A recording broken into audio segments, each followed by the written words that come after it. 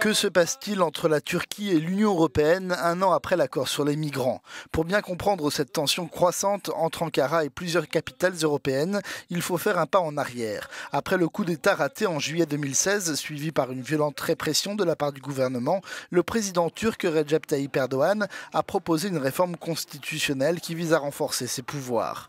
Adoptée par le Parlement le 21 janvier, la réforme sera soumise à référendum le 16 avril prochain. Le vote des émigrés turcs dans ce scrutin pourrait bien être décisif. Du coup, la communauté turque à l'étranger devient une cible privilégiée. On compte en Allemagne environ 3 millions de Turcs, dont près de la moitié a le droit de vote. C'est la plus importante communauté turque au monde, hors de la Turquie. Ils sont environ 650 000 en France et environ 400 000 aux Pays-Bas.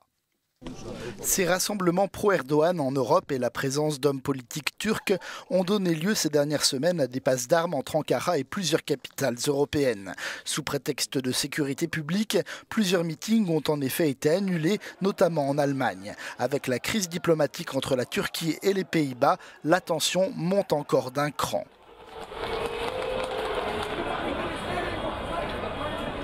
Ce dimanche, le président turc s'est emporté jusqu'à évoquer des pratiques nazies de la part de la Haye après avoir eu les mêmes amabilités avec Berlin il y a quelques jours.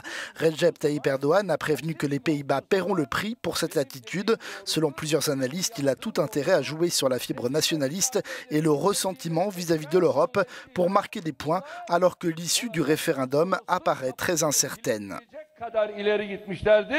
La question des relations avec la Turquie divise les Européens eux-mêmes. Ankara demeure un partenaire incontournable pour l'Union et l'Allemagne en particulier, notamment pour ralentir l'afflux de demandeurs d'asile. Certains dirigeants de l'UE craignent qu'en coupant les ponts avec la Turquie, le pays ne sombre un peu plus dans l'autoritarisme.